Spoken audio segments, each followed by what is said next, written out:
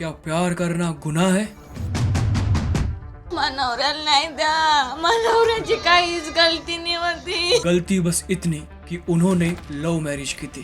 फक्त एवढी गलती होती आमची का आमनं प्रेमाचं लग्न करेल होतं सर. त्यांना फाशीची सजा द्या रे लवकर.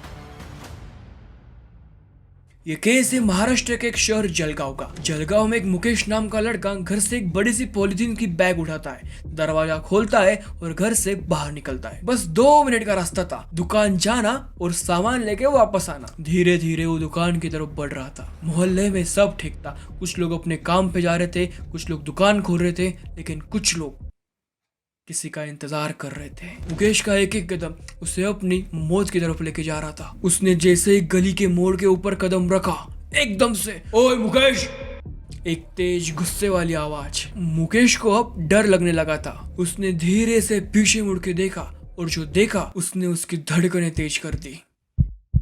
एक नहीं, पूरे 4 लोग उसकी तरफ गुस्से से देख रहे थे. वो सब वही खड़े थे. उनकी आंखों में नफरत थी और दिमाग में एक साजिश. चेहरे जाने पहचाने थे. तो मुकेश ने सोचा क्या करे, भागे या बात करे, लेकिन उसे कुछ समझ नहीं आ रहा था. सामने खड़े इंसान के चेहरे के ऊपर एक मुस्कुराहट आई. वो मुस्कुराहट जो तब आती है जब कोई बड़ा फैसला हो चुका हो. उसका एक हाथ उसके पीठ के पीछे था, जैसे वो कुछ छुपाने की ट्राई कर रहा हो. धीरे धीरे वो मुकेश की तरफ कदम बढ़ाने लगा और अचानक से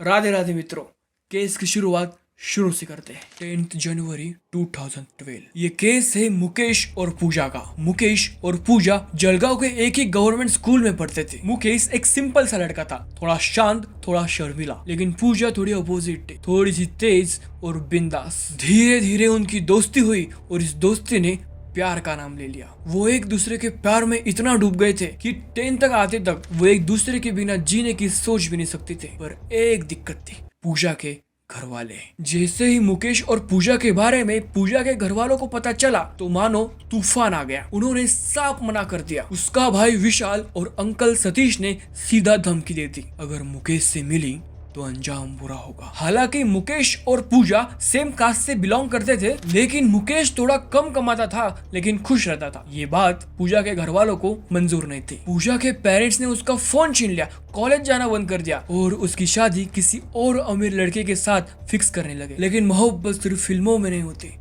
असली जिंदगी में भी जुनून होता है. फिर एक रात को उन दोनों ने चुपके से मिलके एक प्लान बनाया और अगले ही दिन उस प्लान को अंजाम दिया. घर से थोड़े बहुत पैसे चुरा के जलगांव से एक दूर शहर में जाके उन्होंने कोर्ट मैरिज कर ली. जैसे ही पूजा के घर वालों को उनके बारे में पता चला वो उनको ढूंढने लगे, लेकिन तब तक पूजा ने मुकेश का हाथ थाम लिया था, वो भी हमेशा के लिए. कुछ महीने बाद जब चीजें शांत हुई तो वो लोग जलगांव वापस आ गए और एक नई जिंदगी की शुरुआत करने लगे. इसी दौरान उनको एक छोटी सी बच्ची भी हुई. मुकेश का सोचना था कि समय के साथ सब ठीक हो गया होगा, लेकिन वो नहीं जानता था कि जो लोग समाज में अपनी इज्जत के लिए जीते वो कभी किसी को माफ नहीं करते.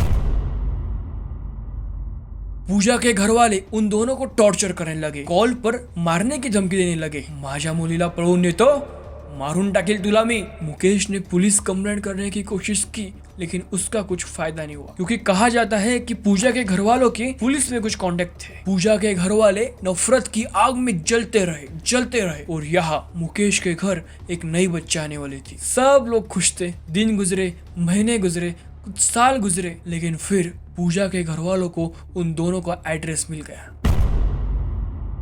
19 जनवरी 2025. मुकेश बेचैन हो गया था. उसके सामने 4 लोग खड़े थे. वो 4 लोग कोई और नहीं, पूजा के ही घर वाले थे.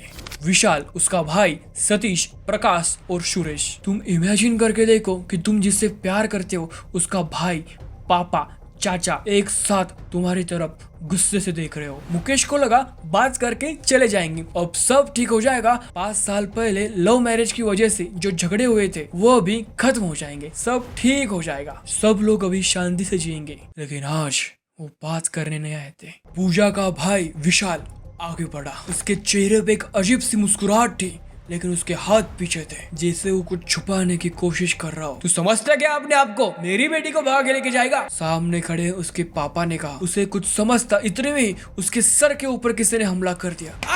वहाँ बस 4 लोग नहीं थे बल्कि 3 लोग रात से ही वहाँ पे छुप के मुकेश का इंतजार कर रहे थे। मुकेश के सर पर लाठी से चोट लगने की वजह से उसके सर से खून निकलने लगा था, लेकिन ये तो बस शुरुआत थी। जैसे उसने अपने आप को संभाला, अचानक से दूसरा वार हुआ, लेकिन ये वार लाठी का नहीं, तेज छुरी का था।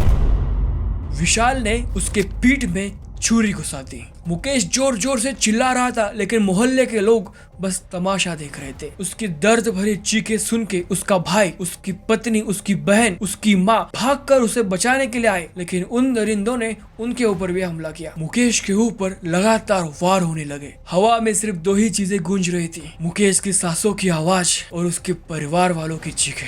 मुकेश का शरीर अब ठंडा पड़ चुका था। मोहल्ले के बीचों बीच उसकी लाश पड़ी हुई थी। उसके कपड़े खून से लथपथ हो चुके थे। पहले जो आंखों में जिंदगी दिख रही थी, अब बस एक अजीब सा सन्नाटा था। मुकेश को मारने के बाद पूजा के चाचा उसके घर वालों को धमकी देने लगे, अगर किसी ने पुलिस में कंप्लेंट की तो एक नहीं सब मरेंगे। लेकिन फिर भी भीड़ में से किसी ने सीक्रेटली पुलिस को फोन किया। पुलिस के आने की आवाज सुनते ही पूजा के घर वाले वहाँ से भाग गए। पुलिस तो आ चुकी थी, लेकिन तब तक सब खत्म हो चुका था। गली एक और बार शांत हो गई, लेकिन ये वो शांति थी जो आने वाले तूफान से पहले की होती है। Assistant inspector Vithal Patil crime scene पर पहुंचे। पूरी गली में एक अजीब सी खामोशी थी, जैसे दीवारें भी सच छुपाने की कोशिश कर रही हो। फिर पुलिस ने एम्बुलेंस को बुलाया। मुकेश के साथ साथ जो लोग जख्मी हुए थे उन्हें जलगांव के गवर्नमेंट हॉस्पिटल में लेके गए। बाकी के लोग तो बच गए, लेकिन अफसोस मुकेश हमारे साथ नहीं रहा। गली के लोग चुप थे, कोई कुछ नहीं बोल रहा था। पूजा के घर वाले शहर छोड़कर जाने की कोशिश तो कर रहे थे,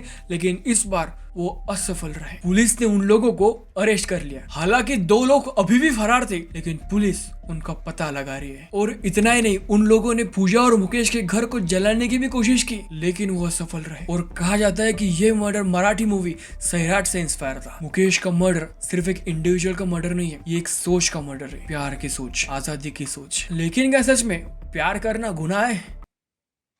प्यार करो, प्यार नहीं प्रेम करने का प्रयत्न करो, क्योंकि प्रेम में स्वार्थ नहीं होता, मोह नहीं होता। और वो प्रेम किसी से भी हो सकता है, अपने माता से, अपने पिता से, या फिर अपने पार्टनर से। अगर पूजा के पापा को पूजा के ऊपर सच में प्रेम होता तो वो लोग समाज के झूठी इज्जत के लिए अपनी ही बेटी का सुहाग नहीं उजाड़ते। प्रेम करो यार, मोह नहीं। अगर घरवाले नहीं मानते तो यार क्यों नहीं मानते, उस वजह पे काम करो। पुलिस वालों ने गुनहगारों को पकड़ा। सेक्शन 103, 108, 118 ऑफ द भारतीय न्याय संहिता केस फाइल हो गई। त्यांना फाशीची सजा द्या रे लवकर. क्या कानून कुछ करेगा? क्या लोग सुधरेंगे? 4 वर्ष झाले टोचर करायला ते मालिक आले की याले मारी टाकू त्यांना अखेरले मारी टाकला. राधे राधे.